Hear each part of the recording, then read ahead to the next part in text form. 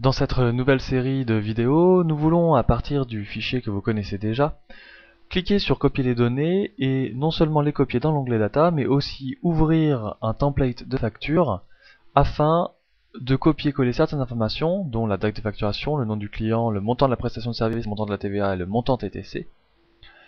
Et après pouvoir justement l'enregistrer au nom du client et potentiellement l'imprimer pour le donner. D'accord? Donc on peut constater ici que dans ce fichier template facture, il n'y a qu'un seul onglet qui s'appelle facture. Dans notre autre fichier, nous aurons surtout besoin des champs ici présents, les trois premiers, donc le nom de client, la date de facturation et le montant facturé. D'accord?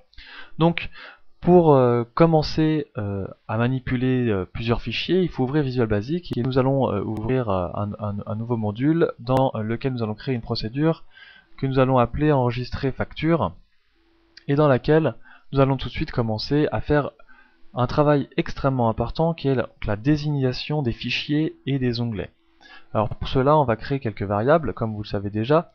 On va créer une variable qui va correspondre au fichier Excel et donc plus à l'onglet. Comme on avait vu précédemment, on pouvait créer une variable WS quelque chose as worksheet qui était un onglet. Là, nous allons créer une variable dim wk-saisie as workbook qui en fait correspond à l'identification d'un fichier Excel.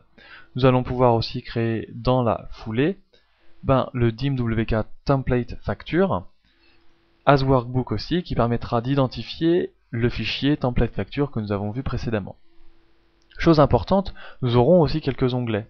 Donc dans le WK saisie, nous aurons l'onglet WS saisie par exemple, que nous allons donc identifier as worksheet qui donc identifie l'onglet saisie par exemple. Et dans le template facture, nous avions vu qu'il y avait un onglet qui s'appelait facture tout simplement, donc on va l'appeler WS facture as worksheet. Jusqu'à présent, nous avons créé 4 variables pour lesquelles nous n'avons pas encore fait d'identification.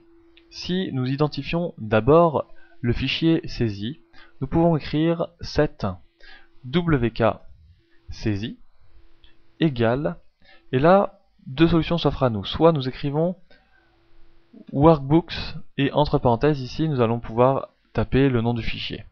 C'est une idée, ça permet de fixer le nom et donc de ne pas sortir du cadre. En l'occurrence, pour nous, ce sera plus simple ici d'écrire workbook, active workbook, ce qui permet en fait d'identifier le fichier actif dans la variable wk saisie. Par la même occasion, je vais définir aussi l'onglet saisie.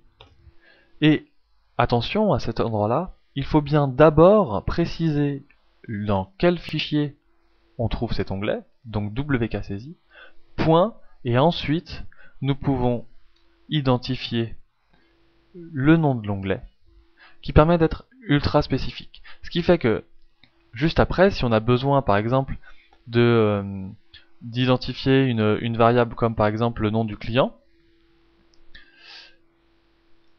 nous pouvons directement ici non plus écrire wk-saisie.wsaisie, mais tout simplement ws saisie et après tout de suite enchaîner avec le point sales, la ligne du nom client, je ne sais plus exactement laquelle, et la colonne et le point value. Voilà. Donc en fait, ces variables très utiles nous permettent finalement en 2 lignes de définir exactement de quel fichier on parle et l'onglet qu'on identifie avec le WSAISI, dans quel fichier on le trouve précisément, ce qui fait que du coup on n'a plus besoin de tout retaper à chaque fois.